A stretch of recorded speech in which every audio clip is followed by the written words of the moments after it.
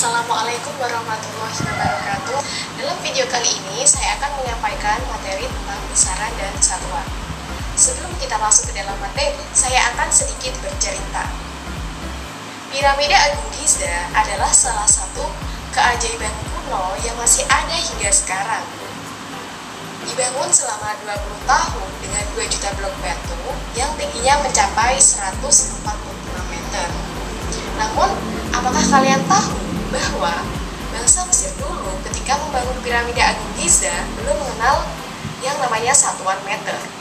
Lalu mereka membangun piramida Agung Giza dengan satuan apa ya? Nah, ini yang menarik. Coba bentangi tangan kalian seperti ini. Jarak dari ujung siku hingga ujung terjauh tangan kalian itu namanya cubit. Nah, pada 4000 tahun yang lalu, bangsa Mesir membangun piramida dengan menggunakan satuan cubit. Kok bisa ya piramida itu berdiri? Padahal satu cubit setiap orang kan berbeda-beda. Nah, tidak hanya bangsa Mesir saja yang mempunyai satuan sendiri, Indonesia juga punya. Cubit jika dibahasain Indonesia namanya adalah hasta. Selain hasta, ada lagi yang namanya depa. Depa adalah jika kalian merentangkan tangan kalian seperti ini, jarak antara tangan kanan kalian ujungnya sampai ke ujung tangan kiri kalian, ini namanya depa. Terus ada lagi yang namanya jengkal. Jengkal adalah jarak dari ujung ibu jari sampai ke ujung jari kelingking. Lain lagi di Inggris pada abad ke-12, ada yang namanya satuan yard. Satu yard itu sama dengan ujung hidung sampai ke ujung ibu jari ketika tangan dibentangkan. Lagi-lagi ukurannya dari bagian tubuh manusia ya, pasti setiap orang kan berbeda-beda ukurannya. Seiring dengan peradaban dan budaya manusia yang mulai berkembang, mulailah ada hubungan antar negara untuk bertukar informasi, teknologi, jasa, dan perdagangan. Untuk itu, kita jadi butuh banget keseragaman satuan yang tidak bisa ditawar-tawar lagi. Akhirnya, muncullah satu gagasan untuk membuat satu jenis satuan dari besaran-besaran dalam ilmu pengetahuan alam dan teknologi yang disebut dengan Satuan Sistem Internasional atau SI, di mana diambil dari satuan bumi Perancis pada masa Revolusi Perancis tahun 1789. Nah, Satuan Sistem Internasional inilah yang disebut dengan satuan baku, sedangkan cubit, jengkal, dan depa itu merupakan satuan tidak baku karena ukurannya setiap manusia itu berbeda-beda. Kita masuk ke materi besaran. Besaran fisika adalah sesuatu yang dapat diukur dan dapat dinyatakan dalam bentuk angka. Besaran yang paling dulu ditetapkan dalam Satuan Sistem Internasional adalah besaran-besaran dasar yang disebut dengan besaran pokok.